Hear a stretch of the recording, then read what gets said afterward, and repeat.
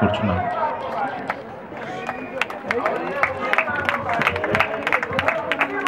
అందరికీ నా హార్దిక వందనాలు.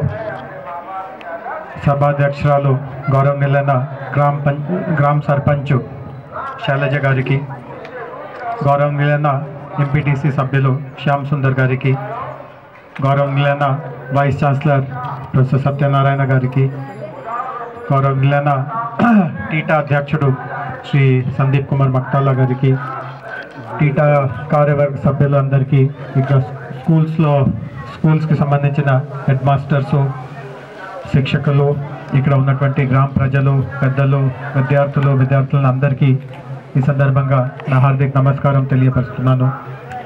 ఇందాక సందీప్ గారు చెప్తున్నట్టుగా ఇది నిజంగా ఇది ఒక చరిత్రాత్మకమైన దినము.